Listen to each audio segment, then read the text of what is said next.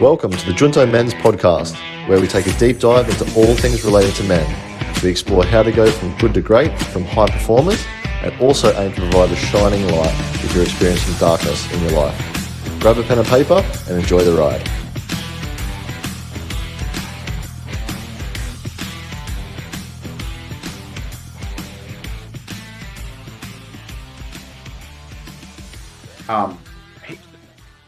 Thanks, Mick. We got into it too quick. We'll go there again, but it's all right. Yeah. He's just popular, right? Like, people know him, so it's a big deal. That happens without anyone knowing or getting into the news. I don't know how many 100 times a day. And so if a culture is held, this is what I'm thinking about, right? When we look at the true meaning of Indigenous, peoples that are local to a land. The question is, does suicide exist in a people, in a race that knows where they are born, grown, and deeply connected to? And I don't know the answer to it. I tried to find out. I haven't found anything yet. But there's this thing in me that this culture, this society, this westernized thing that we talk about is breeding more, the affluence and the more gadgets that I have in this room than I had 10 years ago is ridiculous. Yet my quality of life is pretty similar, and maybe at times darker, right?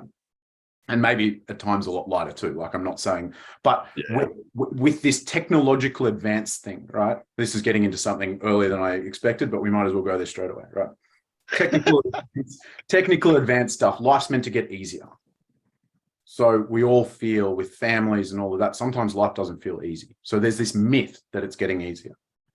So then other thing I've been, and one of the things I like to do in spaces like this that is different to facilitation is we just ask cool questions and we wonder about shit, because maybe we don't get an answer, but we do get a different level of curiosity and we get different perspectives. And what we see a lot of in the world at the moment is right and wrong, left, right, black, white, this country versus that country, this demographic versus this demographic. So we've got all of this division. And so we can't have conversations where you can have a different opinion to me without us losing the plot. Yeah. One of the ways we can do that when we practice is we just stay curious. Curiosity allows our brain to stay completely online, our PFC. And when our PFC is online, we're less likely to fly off the handle and rip into someone. We can go, it's probably not worthwhile. And so we just stay more human, basically engaged. So curiosity is a great step to what I use the word self-energy, which is a whole brain state. And then we just ask interesting questions and we get curious. So one of the things I've been curious and wondering about is this whole AI art, right? Great trend. Art looks pretty cool. I'm an artist. I really dig some of the art that comes out. It's been fun watching some of my friends get recreated into cool stuff. I haven't done it yet. Not because I'm against it, just haven't done it. So I admire the art. My question is, what is the purpose of art? I'm glad you brought this up, because I've been thinking this as well with this AI art. I'm like, what's the purpose of this? Because everyone's starting to do it. Yeah. I'm like, what is this? Yeah. And then it's a fantastic question, because I'm thinking the same thing. I'm like, whoa, where's this leading? What does this mean? One step back. What's the purpose of art? Not AI art yet. We'll get to that. The purpose of art. And we could look at it in the modern culture. Yeah. So most people, myself included, like I've sold art all over the world. I've made a little bit of money of it, but I haven't really cracked it. I haven't been able to monetize it so that it's not my full-time job. So therefore, it's kind of some hobby I do, and I hope to sell it and make enough money to buy more materials, right? Yeah. The average person that doesn't have that kind of interest, like me, might go to a wine and cheese night. So there's this thing in our modern culture, if I can monetize it, then it's valuable. If I can become a millionaire Hollywood actor, great. If I can become a famous musician, awesome. If I can paint and sell them for millions of dollars, great. Yeah. But other than that, it's kind of, what's the point? Might pass a rainy day with the kids, you know? Yeah. So let's go back 1,000 years. What was the point of art 1,000 years ago? Storytelling. Yeah, storytelling. Express yourself. Mm. They had songs to bleed for the women. They had songs for men's work. They had songs for hunting. They had songs for the rain coming. They had songs for the sun coming up. They wrote, the reason we know they existed is they painted on walls. So, you know, it was their culture. It was the reason. It was the lifeblood that connected so much of their ways. Jack, it's the idea that comes up for me is I've recently, these guys know, but I've gotten into religion recently, and so one of the big things they talk about is the transcendentals, and what came up for me was this idea of that art is an abstraction of the real, that at times it can be add extra beauty, and that beauty then leads people to a higher truth or a deeper truth. And I'd say that's what art has been for at least the last, well, it led people to truth with the cave paintings, and then a lot of the art was to do with religion and hyper realism, and then it starts to get corrupted with this money and the capitalist, and art's worth whatever you can sell it for. Like if you look at these like modern art, it's trash. It doesn't inspire beauty. It's just, oh, what is the status of this person who's selling it, and that's going to lead to the value. But I think beauty is definitely beauty, and it's the path to truth is definitely an important aspect of art. And I would say it creates a culture. Yeah. So even the money ones create a culture. People have it on their wall, and there's a culture behind that. And then we look at Indigenous or 1,000 years ago, whatever those peoples were, there was a culture. So when we look back at the paintings, there's a beauty and a meaning. But in the time, it was their culture to draw on the walls and to tell stories that way. It was their. So then we jump into the AI stuff, right? AI art rolls off the tongue really well, catchy. Everyone's jumped onto it. What does it really mean? Artificial intelligence art. Creating a culture. Yeah, I think it's, when I looked at all the AI stuff, it was just like, okay, people are whether they're seeking it to move into it, move into an artificial world. Like that's essentially what I'm like. It's like, okay, they've got these different personas. And I guess it maybe two parts of it. Like I kind of feel like some of the art that I've seen from people has showed them or showed a different part of them. Showed a side of them or a part of them which they either couldn't see or that it enhanced, right? And then and then the other side of it, which is like, here's how I would look in an artificial world, sort of thing. Like, so I sort of feel like there's two parts to that, or maybe they're the same. That's kind of what triggered me when looking at a few of my friends.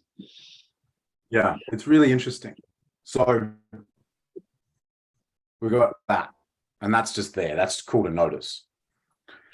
Then we come into this thing of the mission of being a man, the 5 steps or whatever it is that we need to do, to the standards, I think I heard you say, Keegan, of being a man, right? Now, these are very far apart topics, but I'm going to loop them together. It might take a while. For a long bow. So we started, I was saying, the longer I get into this thing of coaching men at 35 years old, I'm questioning what validity I have to tell people how to be. And that's why we ask questions, because I want you to find your own. So the question for me around standards and values and missions is, if it's a bunch of young guys creating a thing, and I mean young as 40, 35, 40, we're looking at that thing through half a life lived. And the most of that life was as a man-child. So I'm betting that the next half of my life, I'm going to pick something up that I don't even know about now. So the question then becomes in all of these things, and this might be a good question for the junta, right? When you look at your members and the guys in there, where are the old people?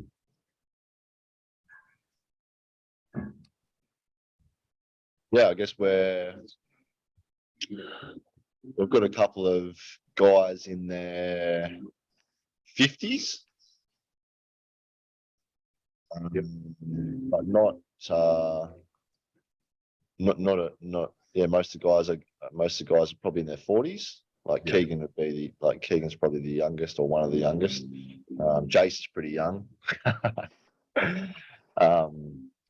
Yeah, so yeah, but most of the guys are probably in their 40s, a couple of guys in their 50s. And it's actually interesting, and it's an interesting topic around, you know, I guess even like, you know, who are we to lead right, this conversation. And I can't remember if it was Keegan or someone else.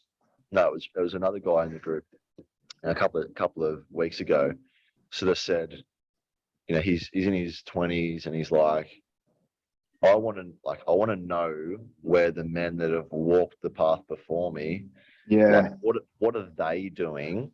Yeah. And what are they doing? And it was cool for him to sit in our circle and us tell our stories, and some of those guys tell their stories, and him just go, cool, like I know, like I'm on the right path. And I think it was Jace's chat, right? We were talked about all your stuff. And but it's also an interesting predicament, because a lot of those guys, they're the ones seeking answers, arguably more than anyone else, more than younger guys. And it's like, well, fuck, they don't have the answers. Yeah. So you're saying the older guys are searching. Yeah. Yeah. Great. Or they're too stubborn, to be curious, or they're not curious enough to ask questions. Well, this is an awareness piece for us all. I'm just learning it more and more by repeating it. They grew up in the same situation as we're facing now. This isn't a one generation thing. They had no old people. Yeah. And well, maybe they had old people, because we do this thing in our culture where you turn 65 and you get a little card that says seniors and you get a discount at the pub, right? So you become an old person real quick. We have no elders.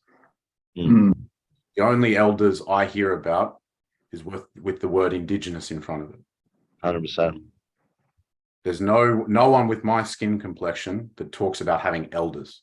Yeah. So that implies, and then to link the AI stuff, right? That's moving at a rate of, like, I don't know. Well, I was saying the other day, I was 24 when I got an iPhone. I'm 35 now, right? And look where we are in 11 years. So imagine having been 70 and now be sitting there at 81. Not only are you relegated to the sidelines in every aspect, you're facing this thing that we all don't want to face of, you know, not being able to control your bowel movements. It tends to be the thing that everyone freaks out about. And you no longer can keep up with society. They can't get on a Zoom call and do these things. Yeah. So we are now in a cycle where there's no space for them. So there's this thing, like you say, there's the older people, the 50-year-olds that are going, fuck, because they're not. And then the 20-year-olds are just, they didn't do it, right? Doing it, it's the same.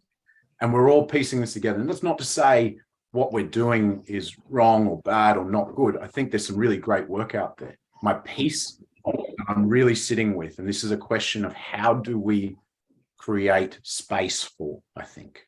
That's what I'm really sitting with. Where are the elders or the people that could be elders? How do I bring them into this space, make them feel acknowledged and welcome? Personal share would be, my dad's going through cancer at the moment. He's done his second thing of radiation. Obviously, he's 68, so he's facing all of that stuff. Not really great. He's got some bad side effects. He lives by himself, 2 hours away. There's a lot of times when he's down and out, and the thoughts that go through his head aren't real bright. The other day, he was in one of those moments and we were talking, and euthanasia came up, right? This idea that you can control your death. Seems like it's a good argument to a degree for some people, especially in those circumstances. That's probably a whole nother chat. One of the things I shared with him, which really seemed to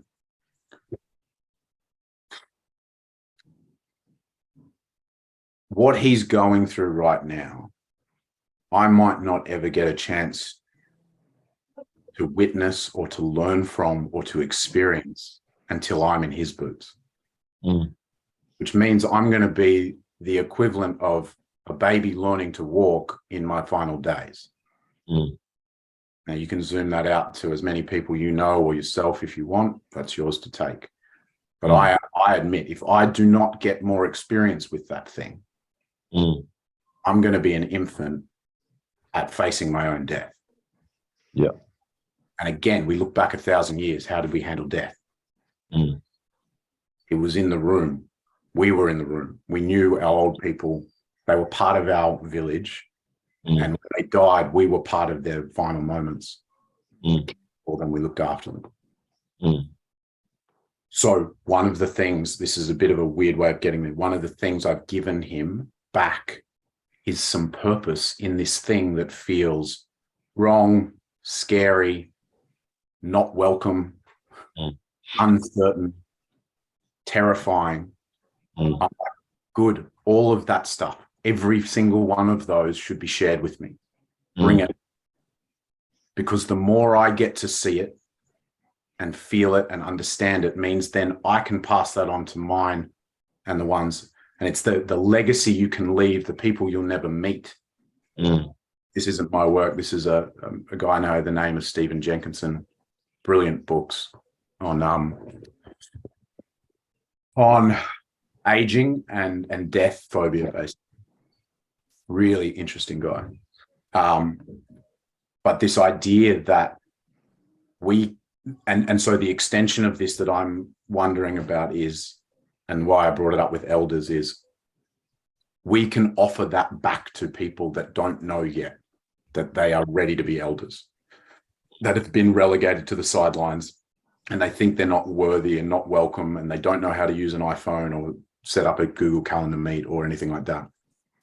And we can empower them by the wanting, by the going of, hey, we are a generation of people that don't know how to do this thing, and you've done some of it. And we don't expect you to know all of it, but you've done more than I have. At 80 years old, you've lived more than double my life. So there's stuff in there that I don't know about. And it's either going to trip me over and I'm going to fall on my face, or you're going to be able to tell me to watch the step. And then we start getting a standard of how to be a man. Because it's not coming from me going, well, I did this thing 5 years ago and my life changed. Like 5 years of my life, sure, it's changed, but it's a pretty small fraction of my life, you know? So, and then we can use the other stuff, the advancements that we're learning, technological, psychological, all of those things, to improve the measurements that they've given, the things, the guidelines are there. And then we bring facilitation, or we bring spaces in the modern age, and we move together.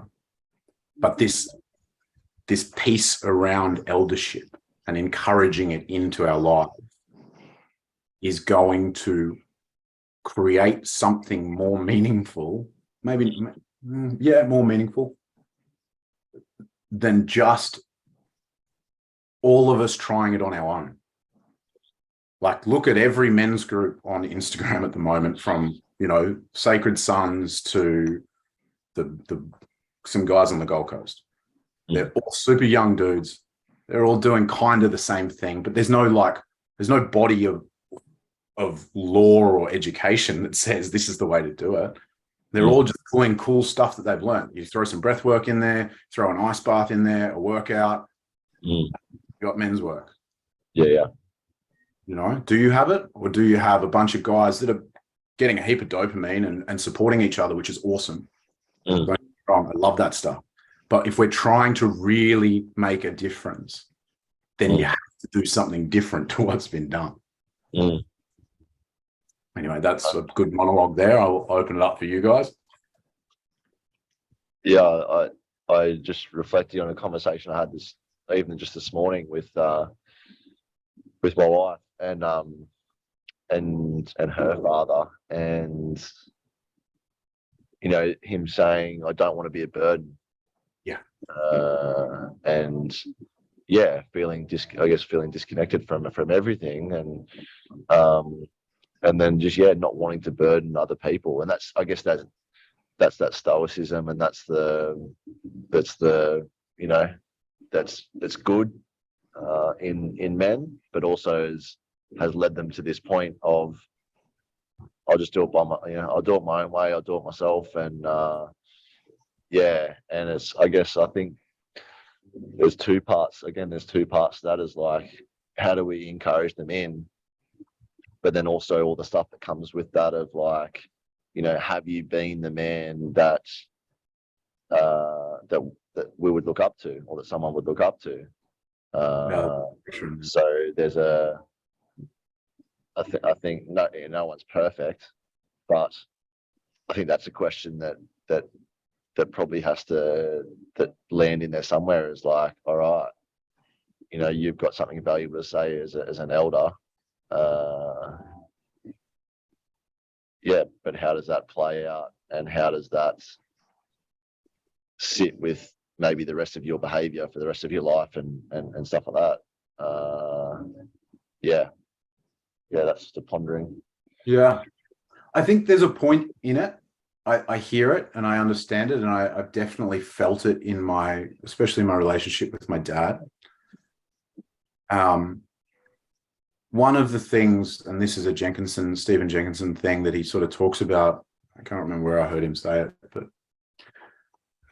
he uses an example of, he was doing a talk in a yoga studio, and this young man was presenting. He would have been in his mid-20s, and he was like, all of my friends are depressed.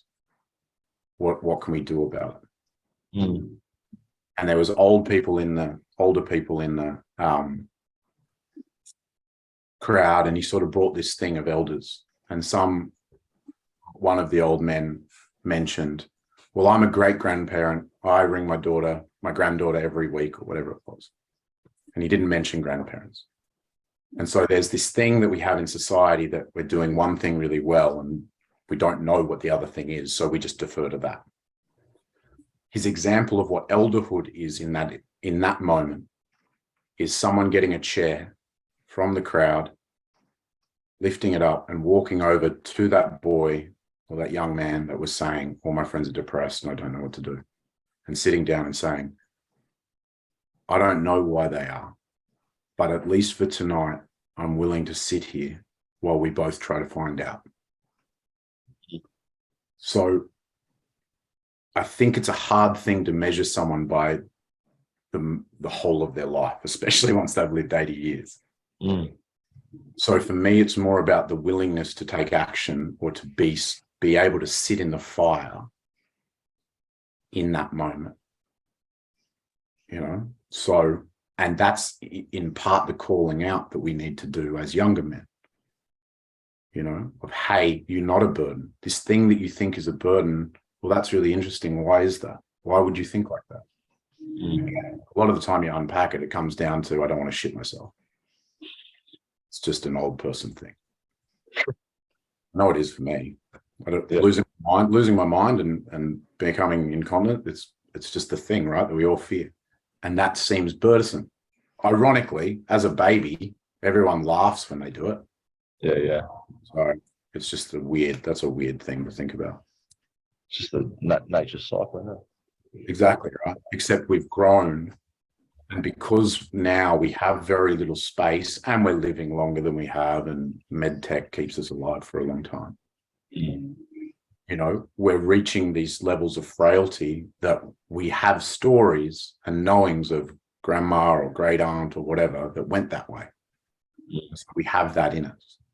And the fear perpetuates as, oh, I don't want to be a burden. I just want to, if I'm out of the way, then you can't see any of that messy shit and you won't lose your opinion of me. It's why we tell kids when grandma dies that she went away, because we don't think they have the capabilities to deal with death. What we're saying, and maybe they don't, I'm not here to argue that, but what we're saying is when you die, you're just going to go away, or when you're right. So there's this whole thing around end of life that we're not doing well. And that plays into and more than anyone in our culture or in our society, old people feel that the most. So it's how do we allow, knowing that now, how do we allow space for that? Not asking them to be the representative for manhood. Asking them to be the person that is actually really scared of death in front of you is a really profound thing. To bring the burden, open up the burden. Because as we're talking about all of this stuff, right? All of the mental health stuff now is like starts with vulnerability. Like, you know, you need to open up, be vulnerable, which has its own streams, I guess. So all we're not asking them to be anything other than what they are, except honest with us about where they are.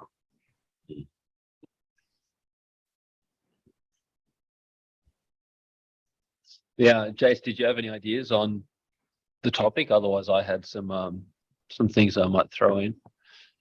No, go for it, mate. So when you first brought up the profile picture AI idea, Jack, a big thing that struck me, well, when I first saw it, I was like, this is the first step into the metaverse. Everyone's getting their avatars ready and they're ready to go. But the main thing that it really struck in me is this as kind of it's the main theme of our culture, and it's the self-centeredness. It's look at me, and it exaggerates it, because it's not now, oh, look at this cool photo I took at the beach, but here's this cool photo of me at the beach and I've AI'd it and now I look like a Greek god and it's epic. And I want everyone to see how beautiful this piece of art is with me in it. And so it's just buffering the self and making people look even more than human in a lot of ways. And so that struck me, and a lot of the things that you mentioned there, my mind automatically goes to the church and religion as the solution to them. Like, I went to church for the second time last week, and there's a lot of old people there. Actually, all of them are old, and they're all looking at me because they're like, what is this? What's this guy doing here? This is some fresh meat or something. And but I think that there's the truth. There's a lot of old people there, and they're not sick old people. They're sprightly. Like one gentleman I was introduced to, I shook his hand and he had quite a few liver spots on his body, and I thought, this dude looks pretty old. But when I was face to face with him, his eyes were vibrant, he had a strong handshake, and I thought, oh, he's probably 70. He was 90 years old, and he's going to the church every day, praying, and so that is interesting to me. And then it also solves this issue of eldership, because you obviously don't want to attribute someone's age to their authority of how to live a good life, because a lot of people can get to 90 and have been fucking it up the whole way through, and it's probably not a good idea to listen to them if that's been their life and they're not fulfilled in themselves. But in my sense, Christianity, and you can also look at other religions, but Christianity is what I'm focused on, has been around for 2,000 years. And that was the elders of 2,000 years going through and working out, okay, what is important in people's life. There's a reason that pride is the number one sin. This is the self-consciousness of trying to build the self up into a god. And now everyone is so focused on themselves, on things that pertain to status like money and how you look. And that's to me where a lot of this depression and anxiety has come from. Whereas if that is turned outwards to God, and instead of I like to think of God as like the Spartans or even the Stoics. There were these transcendental things. There's the good, doing good or doing the honorable thing because that's what's right. And when you have humility, you let go of yourself and you focus on that. It's freeing. But yeah, the point being that for the last 2,000 years, these elders have spent all this time and energy interpreting these books, and whether they're were revealed or not, I don't really want to argue. I think that all human knowledge, or at least the way to live, is something that people do as societies. We act it out, and then we look back and say, oh, this person acted this particular way and it worked out well for him and the group, and then we abstract it in words and can communicate it through that. I think the Bible is in a sense that, like with your father and his sickness and not wanting to be a burden, but also going through that process of, okay, how do you deal with the pain of going through chemotherapy? Well, there was Jesus Christ who went through the pain of being scourged and his passion of carrying the cross and then being put on the crucifix, and the way that he died in Christianity is looked to as this is the ideal way to live your life and to deal with the most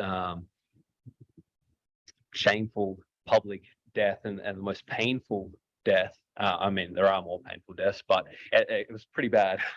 And so that's something to look to, and a lot of those ideas. And so in church, it's not like, oh, this person's the oldest, so we're going to just listen to whatever they say. No, there's an authority which comes from God and then flows through the people that you follow to keep everything hinged as well, so you're not just going off in random directions. I don't think I had any other ideas, but that's just the how I'm kind of interpreting a lot of it at the moment, because yeah, obviously I've dove into the depths of Christianity. There, bro. There's some depth there, that's for sure. Yeah, I think it's so easy to write off because we're like, oh, this stuff isn't literal, or it's not scientific, and so it's the past. But people, even before the Bible was written, like this, the Jewish people in the desert, the tribes, they had an oral tradition that they're talking about these ideas, these themes, and then you had the Greeks as well, and all of the philosophy that came out of there, and how to live a good life, and why there's particular things you should value over others. And then to me, Christianity topped it off in a lot of ways.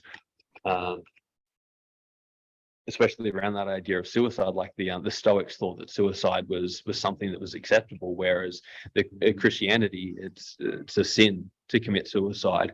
And for me, I know that, like, yeah, just having that stop in place forces you to go down another path. Maybe when you're at your lowest and you're having this ego death experience, that instead of going and physically killing yourself because you think you're worthless, you give yourself up to something higher, to God, and say, God, your life is mine now, and I submit my will to you. And that's a special thing as well. But I'll stop there because I ramble. I think faith is a really beautiful thing to have, and faith presents itself in many ways.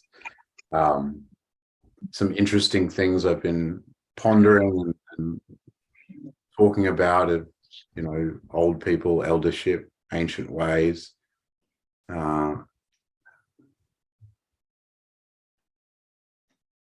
This country, at least, was founded or was stolen by the English.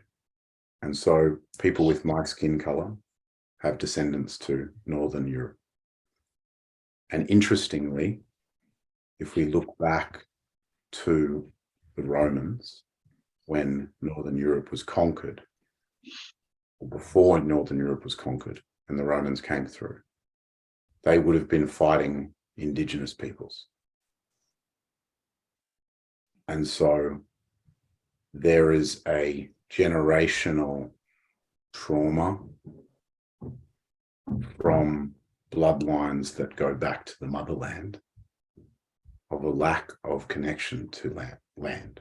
Because when the Romans came through, they scattered the peoples.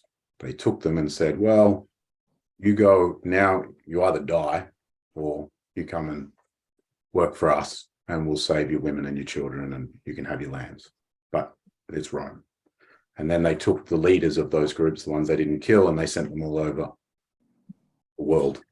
They didn't even know where Rome was, most of them.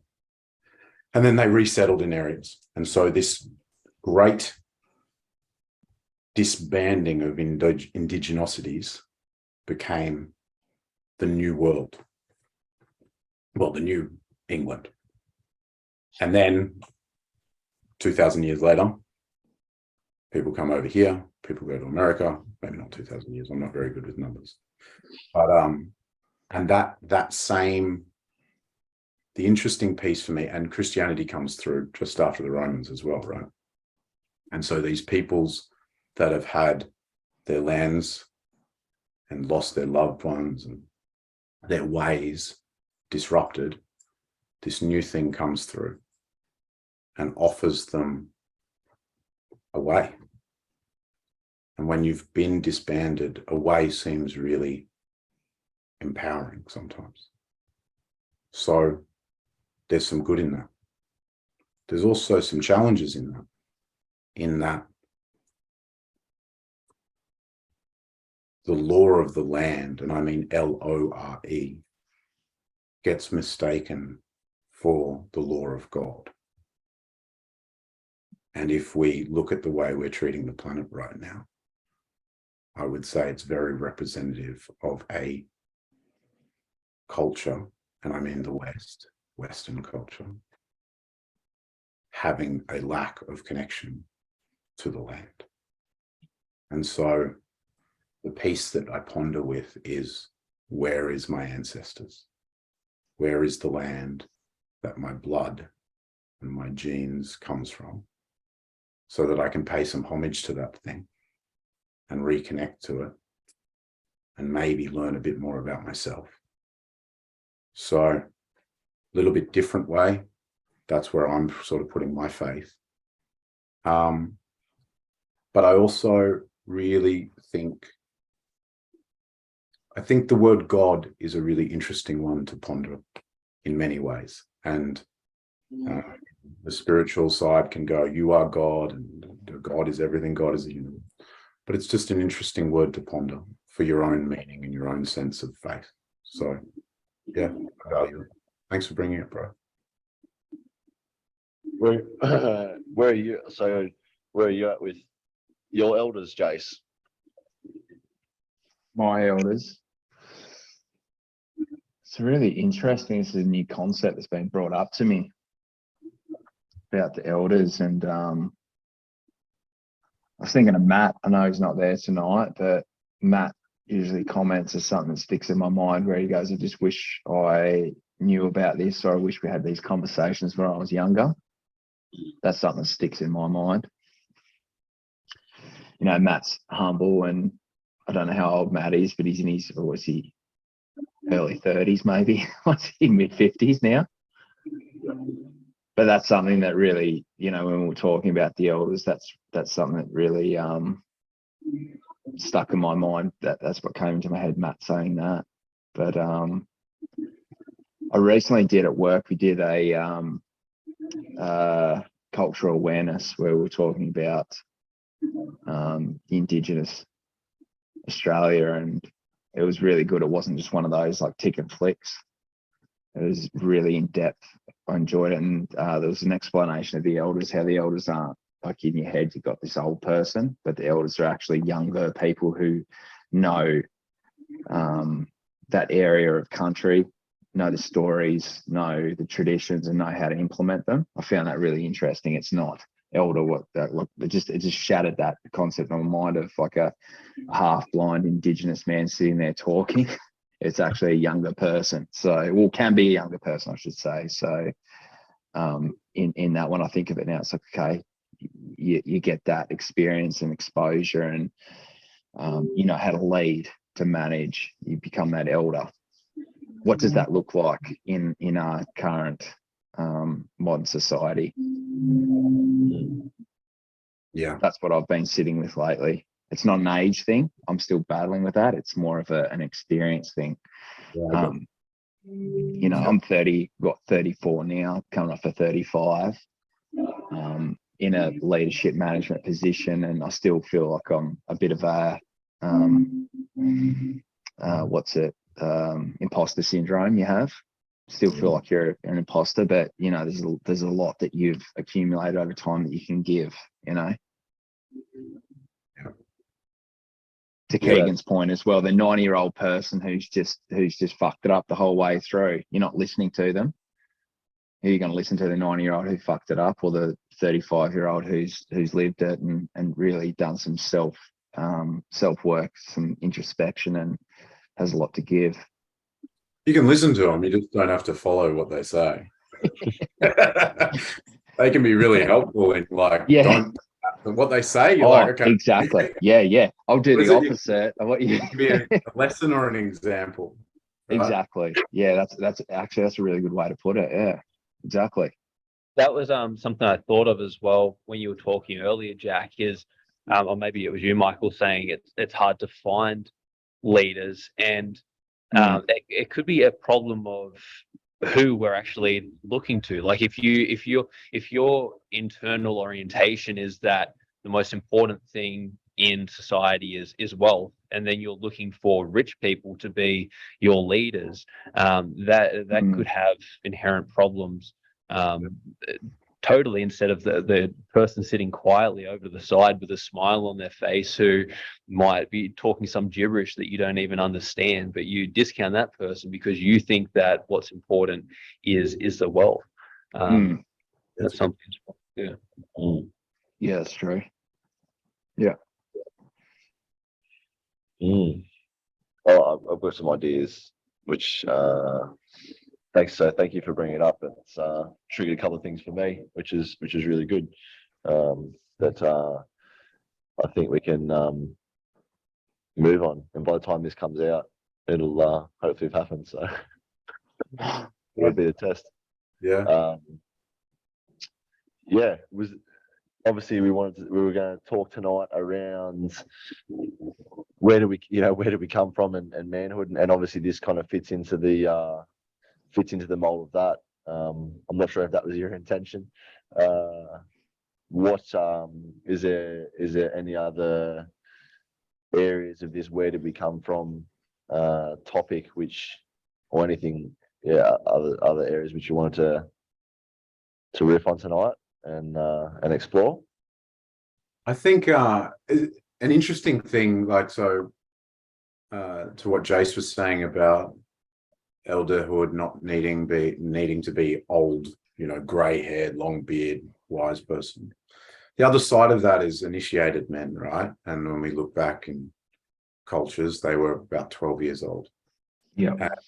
And there's a real heat in the world at the moment around initiating, new age initiations, and that's where a lot of this men's movement gets fire from. And I think it's really valid.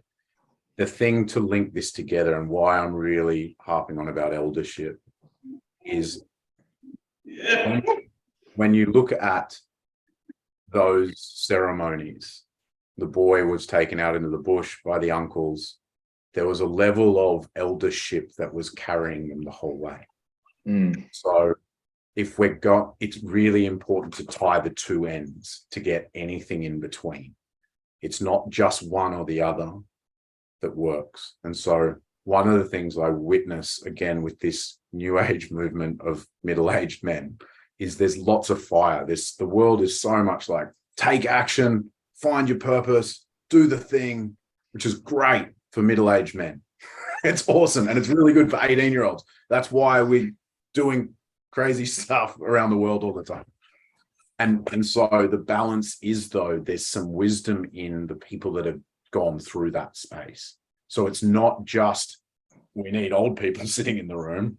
We need everyone in the room, and I think, it's the programs that you're running, Mick, with kids and getting people into fitness and stuff like that is a really big part of that. Being able to know that you can put your body through a hard workout and come out the other side and face that mental demon in the middle of it.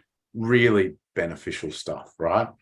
And then it's just, and it is a lot, the elder thing seems a lot harder, right? It seems like it's not as easy. There's lots of young kids coming through and there's lots of enthusiasm for them. And it's not like you can just go to an old people's home and start putting out a resume or something. I don't know. Maybe you can. I don't know. But it seems like a tough one to sort of overcome. So, and honestly, it's less glamorous, right? If we're going to be really honest, it's less. I don't know if you guys follow Sacred Sons. I'm not meaning to riff on them particularly, but I really like them. I've listened to a bunch of their founders on podcasts and they got some great stuff.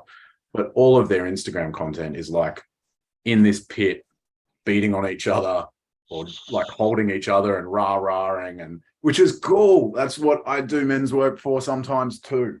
But it's also, you've got to see. Okay, you don't have to see if that's too strong, but I can see how alluring that thing is. There's a manipulation, a covert thing inside of me. I'm like, yeah, I want to do that, right? That energy, that thing out of control can turn into something you don't even know what it is. And so having someone that can pull down and go, hey, hold up, young one, So it's an interesting, I think it's got to keep coming around. I don't know how to solve it. I'm doing some work on it with some of the elders I know in the Mankind Project and outside of that. And I'm trying to just have conversations at the moment about there's this thing. And like I said, it's not real glamorous. So it seems somewhat, for me, it seems more attractive that way, but it's not going to sell particularly well, I don't think. It's not going to get lots of likes on Instagram, that's for sure. Yeah, I think, like if you, I don't know, progress is slower, progress isn't as transformative, arguably, or just transformative in a short space of time. I think, I guess what I'm thinking about when you're talking about that is whether it's working with older people or what elders are bringing to the table. It's always a slow burn, right? It's always patience, right? And this is the lesson that we're learning. And I'm always talking about, like, and young guys talk about all the time, like, oh, I just, it's always in a rush. It's like, cool, like you said, just be patient, son. Like, it's like, just be patient. And I think if that's the only lesson that they would be able to provide, then it would be just such an extremely powerful one. And listen to a few things that just seems like, I listened to a little video today of some of the Australian cricketers. What the question was, what do you wish you knew when you were younger? Like from in a cricketing perspective, what? And a lot of the guys are just like, don't take it so seriously, or don't think you need to control everything because there's too many things to control, and just take your time, or all these sort of like patience kind of verbatim. And it's like, oh, cool, like, there's an eldership in that, right? There's like, oh yeah, like, and that's self-reflection. It's like, man, like, just be patient. And I guess that's a big thing that I'd really like to try and do more is provide that space for that, because my perspective is that the elders don't feel like they can talk to, that they don't feel relevant. They don't feel as though they can speak into, I guess, the younger generation's lives without it being taken the wrong way. And then younger people, younger guys, don't know how to connect with the elders because they don't feel like they've got anything in common, and they don't think they understand them, and all of a sudden all the challenges are so much worse now than what they used to be. And it's like, well, arguably they're not, swings and roundabouts. So I think if we can find a way to break that down, then there'll be a winning formula for society. And I think some of those ABC programs where they have the older people with the kids. I don't know if you've seen them. Fantastic. It's just about building connection over 6 or 8 weeks or 10 weeks or 12 weeks or something with I think the initial one was with like 5 and 6 year olds or something like that. Kids sort of like really young. And then the latest one I saw them do was with teenagers. And it was fantastic. Like just to see the elders just transform, and you spoke about having the glimmer in the eye and the thirst for life and a purpose. It's like, they just love those kids, and they just love that they could connect and I guess teach them something. Like, and I don't know, we've had this discussion before, but I've learned from some people that when a young man is growing up, all he seeks is his father's approval. However, as you get older and you become a man, all your father seeks is your approval, and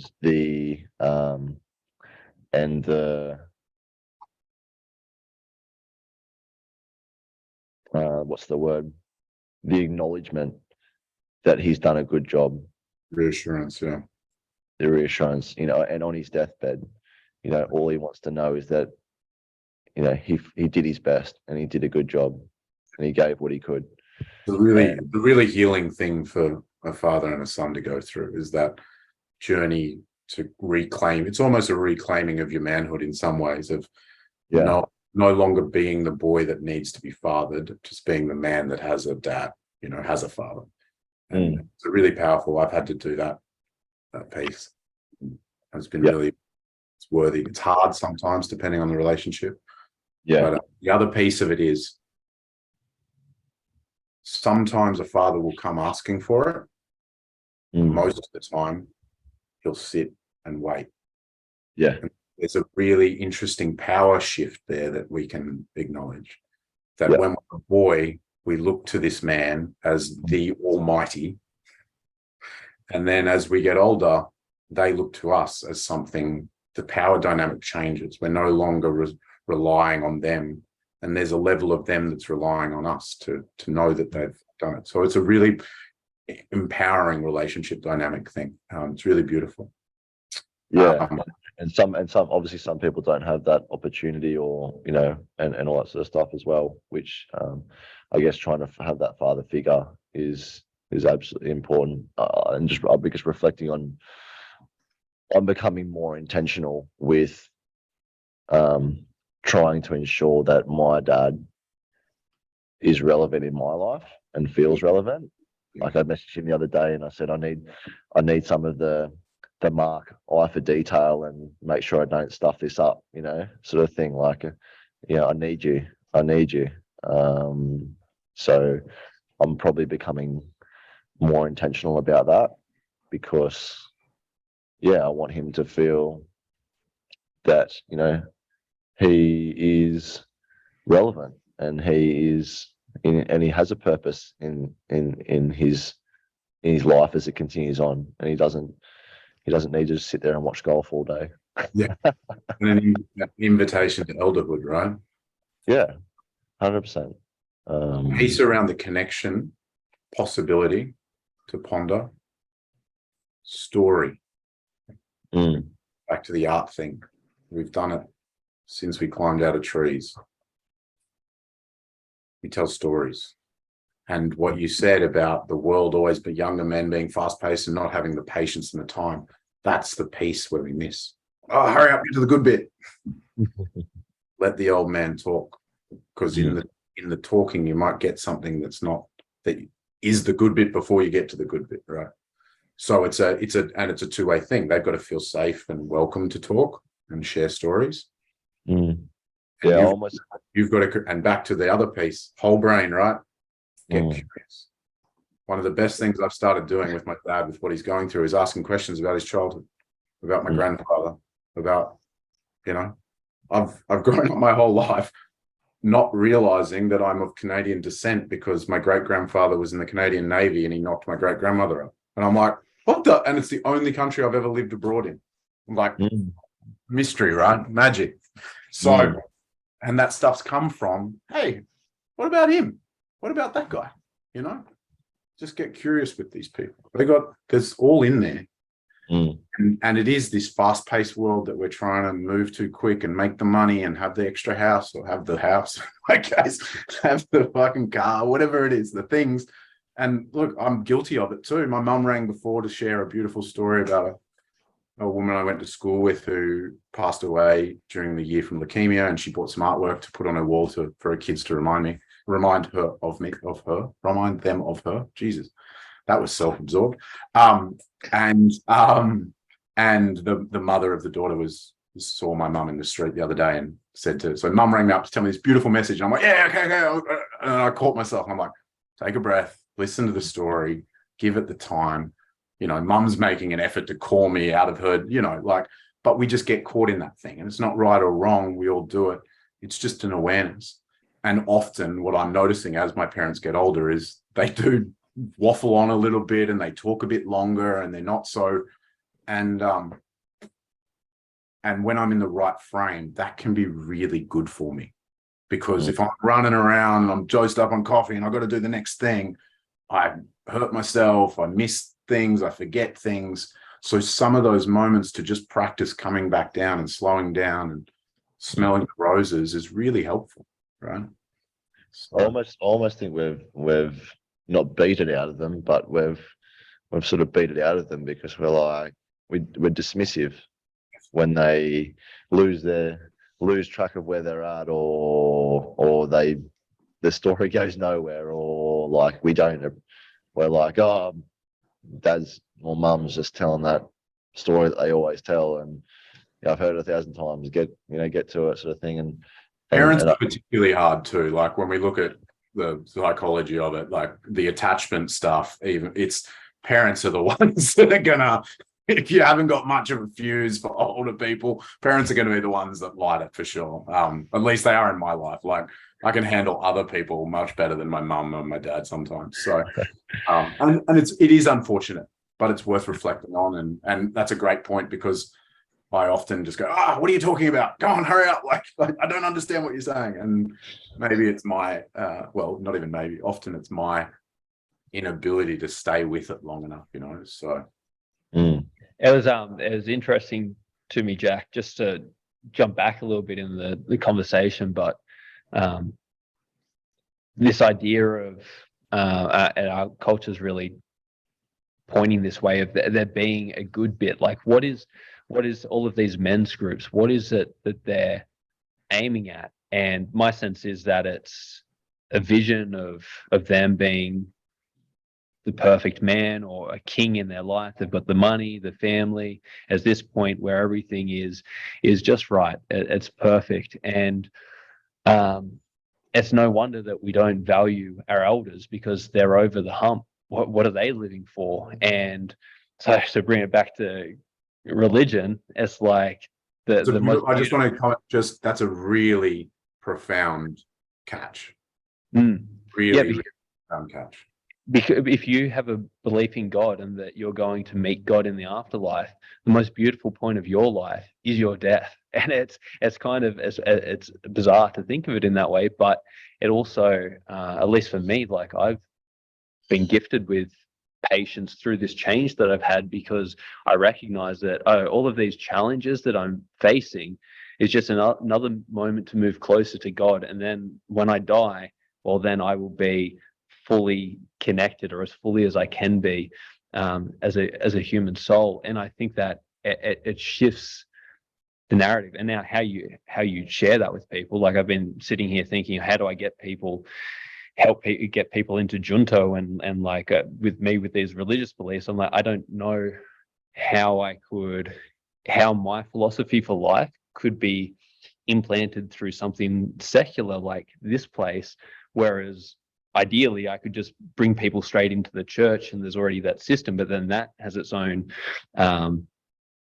barrier to entry as well, because who wants to go to church? Like, so it's a tricky kind of dichotomy. But yeah, I don't know what you guys Worthy think one about. as well, right? Yeah. The worthy What was one. that? The worthy one. Absolutely. Yeah, totally. I think they both are. Yeah. Quite often the hardest ones are the worthy ones too, right? Which is the Yeah. mind bender. But to your point about the men's work and the what's the point, I think that's a great for anyone doing this stuff, right? My work specifically is not about attaining perfection or better. I actually talk a lot about being the quest for better is part of the problem, because it's normally pathologized from this part that I'm not good enough now. I can't enjoy this. When I get XYZ, I'll be great. So I talk very strongly against that. But you are right. This warrior work, King's Path. I shake my head because I've done it before. So like I've tried to sell it. It didn't last because I felt it was really inauthentic. But it's a big challenge in this world, and that's why what I'm bringing tonight is very different. What no one's talking about, because an elder is going to bring king energy, if we talk about the archetypes of the Jungian stuff, in a very different way to a 35-year-old. So if I'm buying the King's Path off a 35-year-old, I'm going to get a very different experience than if I buy it off an 80-year-old who's done something about that stuff. In the right, not all 80-year-olds as we've identified, but generally there's this thing. If they're embodying some eldership, there's some wisdom around what a real king is. And there's some lived experience, some water under the bridge of maybe, well, don't do that. And that's a better idea, and that can back it up. So I think, and to connect all of it to a degree, I've mentioned it a little bit, this village, this idea of the village mind or the village life, kind of what you're doing with Junto, like these little community hubs, villages. I'm racking my brain at the moment to see if that's even a possibility anymore, because I think we're so far away from it, and we are so internalized and self-absorbed in our own way, and I completely group myself into that the village life would be very difficult. But it doesn't hurt to keep it present in your mind when you're trying to do things in the world, because it means that there are more than just me at play. Right? It's more about you guys, as much about me, and what can we bring together and get somewhere as a collective, and what's the best thing for the group, not what's the best thing for me right now, which seems to be a lot of what I digest on social media, at least, which seems to be the measure of the world. Well, I hope it's not, but it's an easy thing to use as a measure of the world if you're in the wrong state. So yeah, go. I was going to say I think it's super important to keep that village mentality, and it's certainly we had Eddie on 2 weeks ago, and what we spoke about there was around what's your purpose and what is purpose, and essentially Eddie's take on it, and hopefully I'm not, and the boys can correct me if I'm wrong here, because I'm often wrong, but it was just around connection and community. Like that's actually our purpose. Our purpose is, what's the word that he used? Reciprocity. Yeah. Right. This purpose of reciprocity is just being together. That's our whole purpose. And if it's that simple, that's all we need to do. And I've certainly been looking at opportunities to just be more connected with the people in my life and family, more so since then. And I think that village mentality I don't think it'll ever be lost completely. I think there'll always be people who that appeals to. It might be lost to as a complete society. I would imagine. I think we're probably arguably beyond that in certain respects, but I think there'll be pockets where it can continue to thrive and be part of what we do. And even if your village is just your family nucleus, where we protect that, and that's the new village, I guess. Yeah, I think it's well, I don't know. Does everyone have kids on the thing here? Yeah. No. Yeah. Kids, yeah. Yeah. So one of the challenges, so my sister lives in the house with us. We're really trying to do the village thing.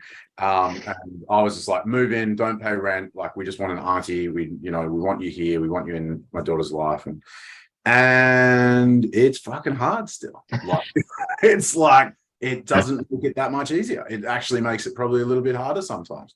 So it's a really interesting thing to play with. Like, it is a really fascinating thing. And we've got the dreams of buying the land and setting up the community with the people that we want. But even that, right? You still select the people. Like, still a level of like, I'm cherry picking here. I'm not just like, it's just not anyone that moves into town. So it is. We're in a really interesting, and that's my shit. I bring that. I'm like, there's heaps of people. I'm like, I'm not moving in the same community as that person. No way. No way. Right. And then sometimes I get some little bit that alleviates, and I can go, oh, well, maybe I can see but there is, that can be in us. And it is worth noting. I think an interesting thing that came up while you were sharing that I was listening to a podcast with Tyson Yacopora, the guy who wrote Sand Talk. And he was in Melbourne during lockdowns, and the interviewer was from Canada, and he was, how are you? And he's like, man, I'm not good. I normally get back home every 6 months to spend time with my family. I haven't been there for 2 years. And he was saying, I'm out of relations. I'm out of relationship.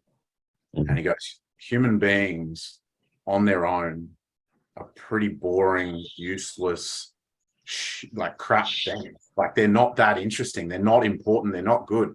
The thing that makes you valuable and worthy and important are your relationships. That's it. So this whole self-grandization of, I've got to find myself and I've got to, do all this thing and have my own purpose. It's just this indulgent thing. And I've had it. So I'm not like pointing out to anyone that's on that road. I've been there. I used to rack my brains at night going, oh, if I just had a mission and a purpose, life would be okay. And then I found it. And now I'm like, how the fuck do I do it? So it's the same thing, really. It didn't make my life any better. Now I know when I don't do it. So, and that's cool.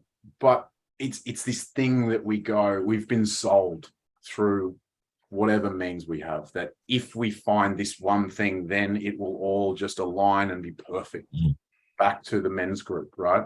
When we finally become the perfect man and we can have the perfect sex and have the perfect, like, it doesn't exist.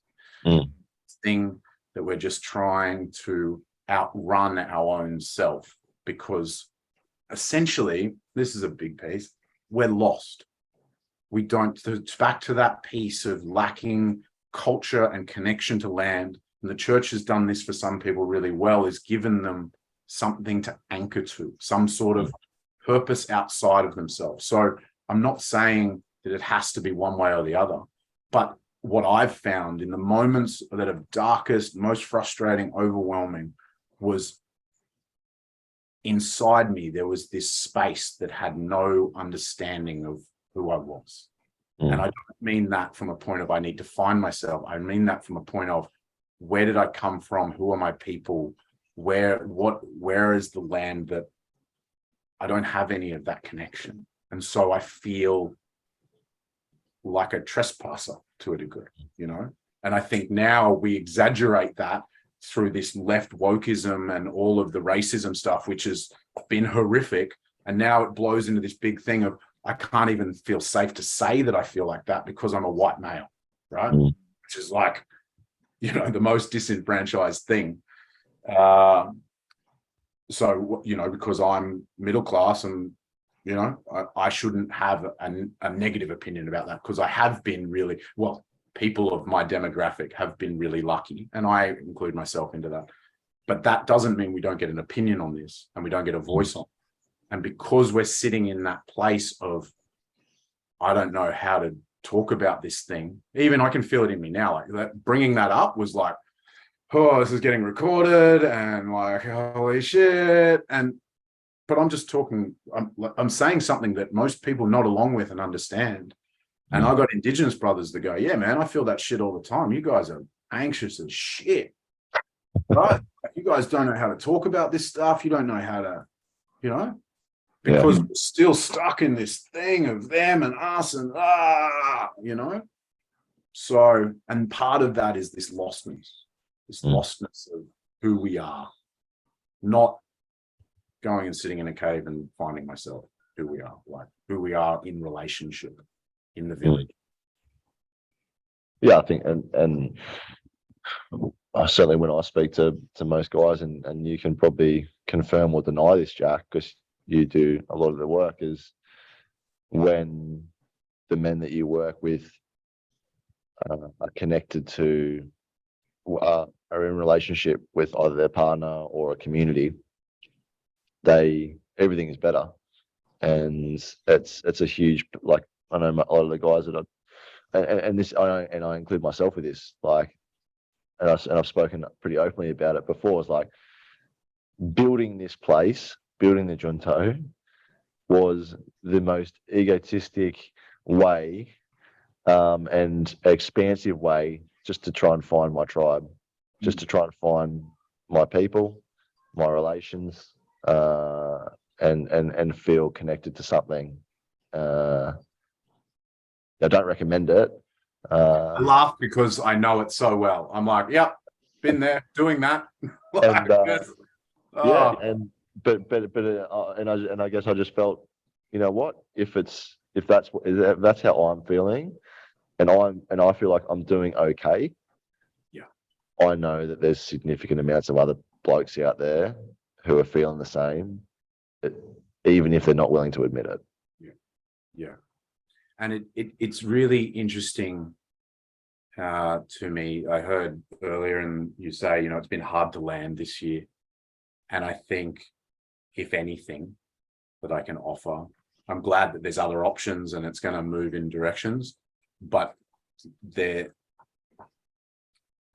times when someone needs it, it needs to be there in whatever way it is, you know, and there's always the how can we do it better and more reach and get more, but you can't discount the people that are there now. Obviously, I'm not saying you are, but also the person that knows about it and hasn't yet walked out their door and walked into the front of yours.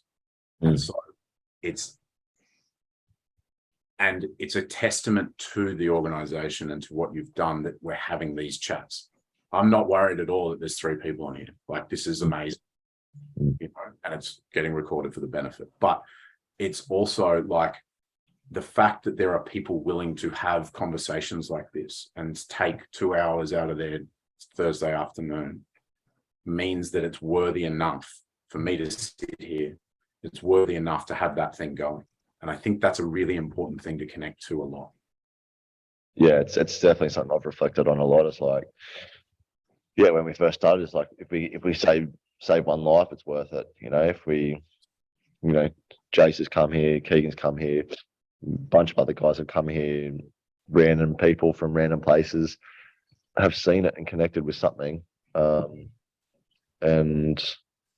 I think it's made their life better, whether they've been here for 5 minutes or 5 months. So yeah, like, yeah, if I walked away tomorrow, I wouldn't look back with regret or with any sort of animosity or with any. It would have been. It's worth it. It's been worth it. So and exhausting, I'm sure. It's just a perpetual state, isn't it? Especially with kids.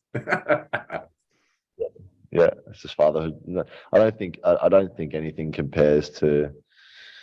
I mean, it's hard to compare, but I don't think there's much that compares to parenthood in terms of guesswork and accelerated growth of and reflection and all the things. They bring out the best and the worst. I'm so glad I had done some level of men's work beforehand. Like, it was just woof. Yeah, it's a journey, and it also, and I heard Keegan saying at the start, like, there is a really powerful thing about becoming a father. you know, and I'm sure there's a lot of people in the organization that you're in that can attest to it in their own way. And it really shows you what is capable, or what is inside you in a really powerful way, or it has me anyway, right? Is how much love, on the capacity to love, the capacity to care, the capacity to show up, the capacity to produce, right? Like just turn up day after day and do something instead of like, oh, I'm tired, I'll go surfing. Doesn't exist anymore, right? So that stuff is really valuable. And just to keep it on theme, we need grandfathers in that. Mm. And it doesn't have, and there's a plural on the end of that. It's not grandfather, you know. Mm. And that's really, and they need it as well. They need grandchildren. Like it is that, to the ABC show, right? It is that thing that lights up, like the amount of old people when you got a baby that come up to you randomly, and just because there's a connection there. It's a re-enlivening thing. So again, this isn't a one-sided thing of like, we need old people. This is old people need us as well. And this is a to and fro. It's the invitation, it's the call, it's the stand, it's the, I get that you feel like you're a burden, but you're not, right? Yeah. The fight for that. Anyway, just to link it all together. No, 100%. 100%. Cool. Awesome. Jace, anything you want to add? I've just been enjoying the conversation. It's been really great. I think the fatherhood thing, you know, for me, I have been estranged from my father for 8 to 10 years now. We haven't talked. That's created a lot of, like, it's only very recently that I realised how detrimental that's actually been in my life. So the Junto has been amazing in the sense that I've been able to find that really strong masculine energy when I go, and fill my cup in that respect. It will never be a substitute for having a father, but looking at it, you know, we talked about it before, you know, the comment of what to do, what not to do. It's the other way. It's like what not to do to be a father. Like, what do I need to do? Turn that into a positive, raise my young boy. You know, Mike was running the legacy program as well. Won't be too long down the track and I'll be taking him through that. So really looking forward to that. Rites of passage, we talked about that as well. You know, Indigenous communities, Australia, like the rites of passage, like if you look at what they did with the boys, it wasn't just the men who did it, the women and the matriarch that had such a strong connection to that as well. Yeah, I could go on for a long time, but yeah, I'm just trying to link everything together, everything that we've talked about. So yeah. Yeah, I think have you read the Intentional Father by John Tyson? Yeah, he's again he's a man of faith, and but he essentially just talks about having the rite of passage that he took his son through, and I found that extremely insightful. You know, that it was an intentional, you know, series of things. He said, I can't remember the 4 off the top of my head, but it was like, what are the things that, like, there was like 4 things. What are the things I want him to learn? What are the things I want him to experience? What are the things I want him to, I don't know, it was like see, and there's 4 things, and intentionally setting that out over 6 years, from when he was 13, his 13th birthday, to when he was 18 or 19. And intentionally setting those out and having that as a journey, and there were challenges within that. You know, when he talks about when his son was sort of 14, he's sort of, oh, Dad, like, I'm sick of this, like shit that you're doing, like, or whatever we're doing, and yeah, just and how he worked through that with him. And you know, one of the things was actually like when his son turned 13, that, you know, his mother took him out for a dinner, and it was a ceremony, right? And she gave him some tokens of the journey ahead and the journey past, and essentially that was a marking time of her saying, whenever you're not whenever you're struggling, but whenever you feel like you need to come back to me for comfort, I'm going to actually push you back to your father, because that's where you need to be. And yeah, you essentially, you can't. I'm paraphrasing here, and I'm probably butchering it a little bit, but yeah, there's no safety and comfort through this initiation sort of process. It's Well, left there to the is men. this, but it's safety and comfort in the masculine. Yeah, it's left to the men. Yeah, exactly. Yeah. So And I think there's a big distinction in, like, we didn't really touch on safety, but I think it's another one of the things I really harp on about, because I think there's this misconception that you've got to be a warrior, you've got to be all of these things, like 75 hard and Dave Goggins and all of that stuff to be a man, right? And you've got to know that you're capable of doing some hard shit for sure, but you've also got to know that your nervous system has to know that it's safe. And by that I mean that it's not in a sympathetic state all the time, that it can rest and digest. And so it's a really interesting piece. I think that what happens in that scenario, if the mother doesn't do that, and this is my story, is the boy just rebels anyway, because he's got to find just does.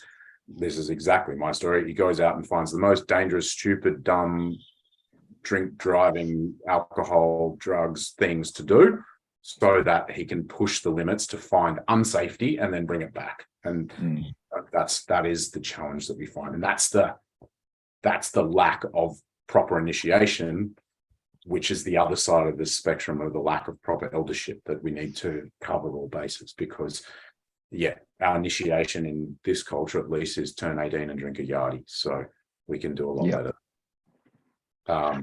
Shouldn't be hard to do better, surely. Surely. And in that, the other side of it is gauging. There's a lot of people out there doing this work, and I don't know them all, obviously, but meaning the best. But as the parent, as the father, there is a need to discern. If you're doing a rite of passage, is this just some guy hyped up because he's gone to a men's weekend? Or is this rooted in some level of foundation that will be beneficial? Or am I just ticking the box, right? There's a variety in there. None of these things should just be launched into because we talk about them on a recording like this, right? Like, they should be thought about really specifically to your own parenting style, your own child. There are some children that need to be parented very differently to other children. That's pretty obvious, right? And so that initiation, and this is what the village would have done, that not every initiation was the same. There would have been tailor-made for the ones that were more artistic or creative and maybe a bit more sensitive. They still go out and they touch that thing that is on the edge of their psyche, or normally they face some level of death so that they knew that was part of life. But that it was under control of the uncle. Like the uncle, if they were going out to kill a lion or a beast, the uncles were all there with bows and arrows and spears. Like, the kid wasn't alone ever, right? So there's a real sense that there has to be that energy, and that's what I'm getting from his book as well. Is he set it out? He had this idea, and that's the power that we take on as fathers. It's the other thing is too, around that age, when you said 13, 14, he started getting a bit disgruntled. Very common. Most boys will start rebelling against parents, and that is the place for uncles, for trusted men of groups like this, where you can bring the kids in and go, there you go, and the caliber or the standard of man that those kids are going to be talking to is reflecting what the belief systems that you want to bring.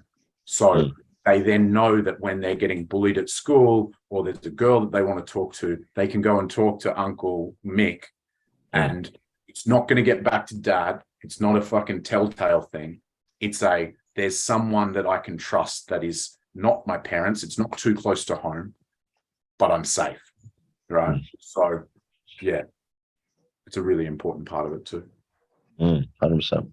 That's how I rebelled as a kid. Was going to the gym, and my dad making fun of like me wanting to be like the muscle man at the beach and like Arnold Schwarzenegger, and I was like, oh, that's fine. You can make fun of me. I'll just keep doing it. So that works well, but it's fitting for this place as well.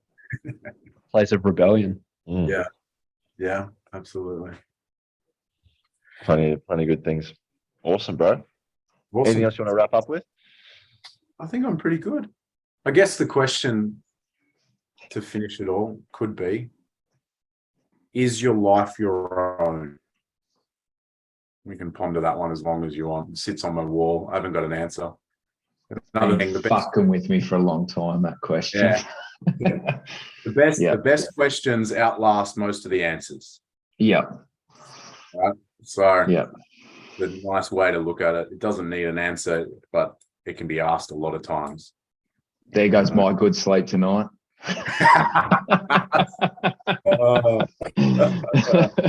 That's a fantastic question. I'm glad you brought that up. Yep.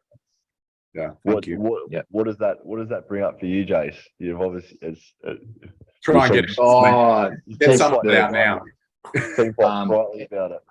It comes back to like sovereignty, like what's your sovereignty in the world, and what do you actually control, and how much around you is controlling you, and are you doing the things that are like authentic, like is your authentic self your truth, or are you doing things like out of fear? You know, how much, like you do two things out of love or fear, or how much are you doing out of fear? Am I getting up in the morning to go to work because I'm fearful that if I don't go, I won't make enough money to pay the mortgage? Oh shit, that's what I'm doing it for. What do I need to do to change that? So I'm doing it in a place of love and passion. Do I need to be doing that? Do I need to separate? Because just, I can just go through a rabbit warren of, That's a fantastic question. I ask myself, and the more I ask myself that question, the more little things start to improve in my life. It comes in time. That's been my experience. So yeah. And then I've been linking in this idea of village mind, right? So you've got, as Mick said, you've got your family. So there's this thing of, as a man in particular, as you become a father, there's someone else that's really important, at least one person, normally two if you're doing it half decently straight away. And then another kid, there's more, right? So so there's that thing of, and this is not to say you need to be all things for everyone, but this thing is, where does this idea come into it around the greater, the back to the AI thing, right? They're creating. Where does where do I come into it? Where does my life come into feeding that thing? What do I stand for? What do I bring to that? It's just it has so much depth to it. The simplest ones often do. Yeah, absolutely. Very good. Well, thank you very much, Jack, for spending some time with us tonight. I really appreciate it, and I really appreciate your insight. And it's funny how rapidly our perspectives changes on, and it's cool to hear, your perspective on this really shifted even in the last couple of days and weeks, and to continue to search for, I don't know, meaning and all the other shit that goes along with that. Why are we here? What are we doing? How did we get here? They're all awesome questions to ponder, and I think we've made some inroads tonight, which has been extremely valuable for me anyway.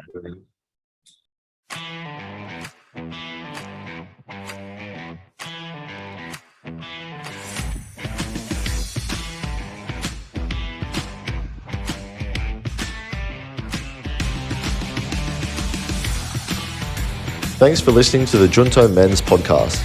Our mission is to share high quality information for regular blokes who either want to be better or who might be going through some tough stuff. We really hope you got some value out of listening today. There's an African proverb that says, if you want to go fast, go alone. But if you want to go far, go together. So if you did get some value out of today, we'd love it if you left us a comment. We read them all, you shared it with a mate, or even gave us a 5-star review. We love getting those. If any of what we have spoken about today was interesting to you and you'd like to know more about what we're about and what we do, you can find us on Facebook, Instagram, or on our website from the links in the notes. We'll hopefully talk to you soon. Cheers.